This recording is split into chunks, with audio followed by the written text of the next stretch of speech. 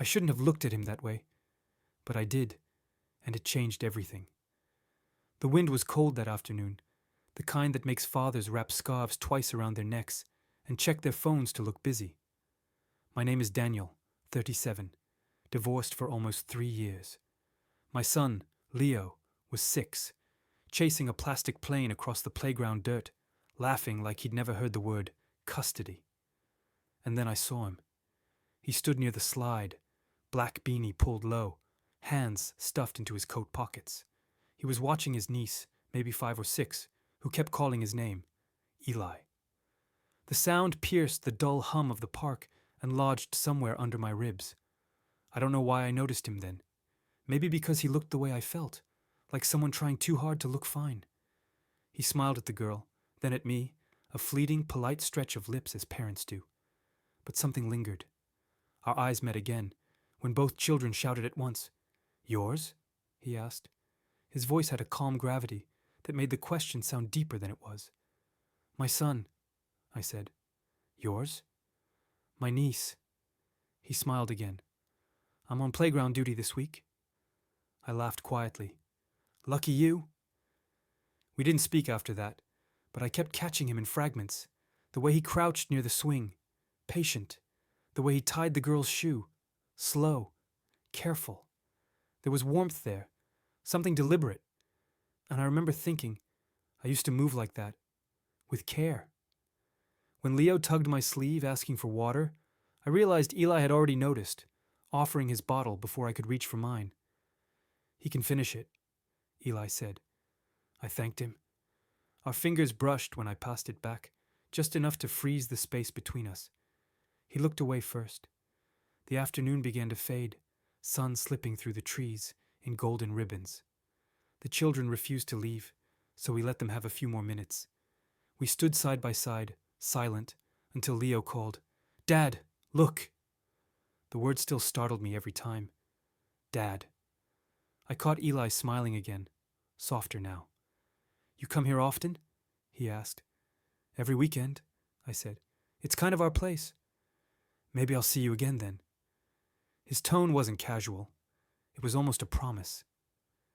That night, after tucking Leo in, I found myself staring at the same towel I'd used to dry his hands after the playground. It still held the faint smell of sunscreen and grass.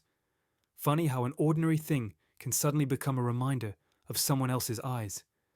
I told myself it was nothing, a stranger, a fleeting look. But when Sunday came around again, I found myself back at that same bench, pretending I hadn't been waiting. He was already there. You wouldn't believe how quickly routine shapes itself around a person you're not supposed to think about. By the third weekend, Eli and I had fallen into a quiet pattern.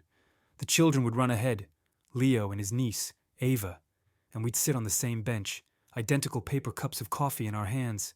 He always bought 2. "You take cream, right?"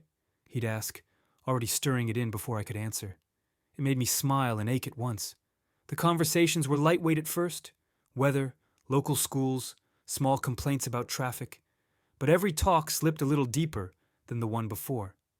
He told me he worked from home as a graphic designer. I told him I wrote freelance copy, mostly product descriptions, and the occasional blog for an architecture firm. He laughed, said I didn't sound like a man who wrote about paint finishes. Maybe that was when I stopped lying to myself about why I came back every week. There was something steady in him, a kind of patience I hadn't known I was missing. On bad days, when Leo's mother called with schedules and corrections, I'd look up and find Eli watching our kids on the swings, his shoulders relaxed as if nothing in the world demanded urgency. Sometimes, Leo would run to him first, with a scraped knee, and Eli would kneel, wipe the dirt gently with a corner of his sleeve. No dramatics, just care. Watching that made something inside me loosen and tighten at once. One windy Saturday, when clouds rolled in before noon, we took shelter under the playground awning, coffee steaming between us. The rain made everything soft, blurred. Ava and Leo built castles in the wet sand. "You seem tired today," Eli said. "Bad week," I admitted. He nodded. "I know that look." "Been there. Divorce?" I asked quietly. He looked down. "Yes, Long ago. No kids. Just endings. That silence between us could have been awkward, but it wasn't. It just settled, like the rain's rhythm. He offered his towel. He always brought one to clean messy hands, and I held it for a second too long after using it. He didn't pull it away. When the rain finally stopped, sunlight crept through the clouds, and the kids came running, muddy, loud, happy. Eli and I exchanged a look that lasted maybe half a breath, but it was enough to change the air around us. After we packed up to leave, Ava hugged him, and Leo did the same without hesitation. That image burned into me. Leo's small arms around a man he hardly knew, trusting him instinctively. Same time next week? Eli asked before we parted. I nodded. Yeah, same bench. That night I placed the towel beside my coffee mug on the counter. I didn't wash it. I just looked at it now and then, feeling ridiculous and 16 again.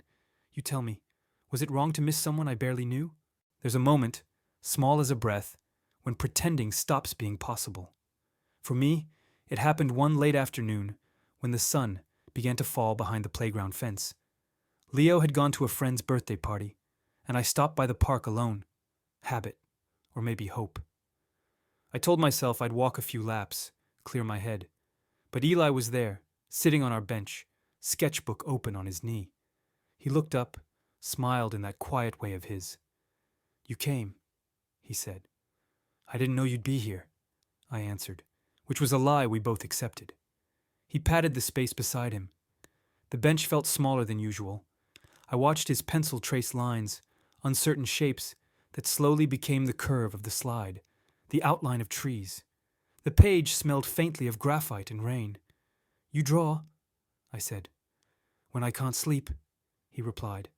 Sketching helps me remember that stillness exists somewhere. It was such an honest sentence that I forgot to breathe for a second. The air grew cooler, gold leaking into blue. When I reached for my bag, the corner of his towel fell to the ground. I picked it up. Still carrying this around? I asked. Always, he said with a shy laugh. Never know when a kid or an adult might need it. His hand brushed mine when I tried to give it back. Just that, a spark that made the space between us fragile. He didn't move away. Neither did I. I've been thinking, he said, eyes still on the sketchbook. Maybe what we carry isn't just stuff. Maybe it's what we hope someone will need from us. I didn't answer. My throat wouldn't let me. The silence stretched, every second louder than words. Somewhere, a swing creaked, a dog barked, the city hummed. But here, on that worn wooden bench, the world shrank to 2 breaths and a towel resting between us. He looked up. You okay? Yeah, I whispered. Just not used to this. To what? Someone staying. He closed the sketchbook. Then let's not call it staying. Let's call it sitting. For now. We sat until the park emptied, the air turning sharp with evening. When I finally stood to go, his eyes followed me, steady and kind. I said, See you next weekend? But he didn't answer right away. Maybe sooner, he murmured. That night, I dreamt of nothing spectacular. Just hands passing a towel, a coffee cup, a sketchbook, little things. But when I woke up, the loneliness I'd carried for years felt lighter, as if someone else had started to hold an edge of it. You tell me, does that count as falling? The first time Eli came to my house, it wasn't planned. Leo had caught a mild fever, the kind that turns cheeks pink and fathers restless. I'd taken the day off, pacing between thermometers and cartoons. Around noon, a knock sounded. When I opened the door, Eli stood there with a grocery bag in hand. Ava told me Leo was sick. She insisted we bring soup. The scent of thyme and something warm seeped through the paper bag. You cooked? I had help, he said, smiling. She tasted. I stirred. I let them in before I could think about boundaries. Ava darted straight to Leo's room. In minutes, the house was full of small laughter. And Eli, he moved through my kitchen like he'd always known where things were. He found a pot, stirred the soup, and wiped the counter with the towel I kept hanging near the stove, the same one from the park. He noticed it immediately. You kept it? I did, I admitted. He nodded once, saying nothing more. The day passed quietly. 2 kids under blankets, cartoons murmuring. Eli stayed when he could have left. When Leo drifted into sleep, Eli leaned on the doorway, watching with a softness I hadn't seen on another face in years. "You're good with him," I whispered. He shrugged. "Kids know when you mean it." We sat on the couch, a polite stretch apart. Sunlight filtered through the curtains, painting stripes across his sleeves. He looked at me, and something inside me broke open. Not painfully, just inevitably. "Do you ever think," I said, "that maybe we get a second chance at family, not the kind we planned, but the kind that finds us?" He turned toward me, eyes warmer than light. "I think that's the only kind worth keeping." The pause after that felt like confession. For the first time, I noticed how close our knees were, how every breath seemed shared. He didn't touch me, didn't need to. Everything that could be said was already in the space between us. Later, when Ava tugged his sleeve to leave, Leo blinked awake long enough to mumble, "Eli, stay for dinner." He smiled, smoothing Leo's hair. "Next time, little man." Then, standing, he looked at me. "Same invitation applies to adults." I smiled back. "You know where the door is." After they left, I sat at the kitchen counter, hands around an empty mug that still smelled faintly of thyme. The towel hung where he'd placed it. I touched its edge, realizing it carried more than fabric. It carried presence. You asked earlier if I believed in quiet turning points. That day was mine. Because when someone heals the spaces you never spoke about, you stop asking whether you deserve it. You just listen and let yourself stay. It happened under the same tree where Leo first learned to swing without help. A year had passed, almost exactly. By then, our lives had woven together so quietly that no one could tell where one ended and the other began. Eli and I had moved slowly. Coffee after work, shared dinners once the kids fell asleep. Weekends became joint plans. Holidays became shared calendars. Leo still called me Dad, but sometimes, when Eli carried him on his shoulders, I saw something else in his eyes, a recognition, not confusion, acceptance. That afternoon, the park was half empty, autumn crispness curling the edges of every leaf. The children ran ahead, chasing each other through amber light. We stood back, watching, hands half touching. He spoke first. "You remember the towel?" "How could I forget?" I said. "It's still in my kitchen drawer." He laughed softly.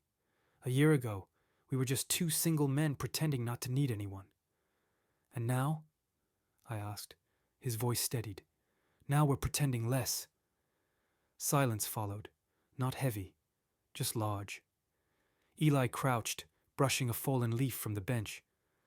"I never thought I'd be good enough for this," he said. "For someone's child." "For someone's trust, you are," I replied. "You've been good enough since the moment you stayed." He looked up, and our eyes met the way they always did, before something shifted. I reached out, letting my fingers rest over his. His hand was warm, steady. "You believe in vows?" he asked quietly. "Only the kind spoken without ceremony." He nodded. "Then this will do?" He pulled a simple silver ring from his pocket. Nothing grand, just smooth metal reflecting the late light. "Ava picked it," he said. "She said families should have circles, so everyone remembers they're complete." I didn't answer. I just slipped it on, the metal cool against my skin, my pulse rising in response. For a moment, everything around us stilled, the laughter, the rustle of leaves, even the wind. Leo ran over, saw the ring, and smiled without asking. "You and Eli are like me and Mom used to be," he said. I hesitated, but he kept talking, unbothered. "That means you take care of each other." "That's good." Eli knelt, his expression melting into something near peace. "That's exactly right," he told Leo. We sat together till sunset. No declarations, no grand words. Just children's laughter and quiet breathing. The towel lay folded in Eli's bag, the same one from our first meeting. He said he never washed it too much, afraid to lose the faint smell of that first afternoon. I looked at him, at Leo, at the tree overhead, and something within me finally settled. Love didn't return with fanfare. It arrived softly, in the shelter of ordinary things. And maybe that's why it stayed.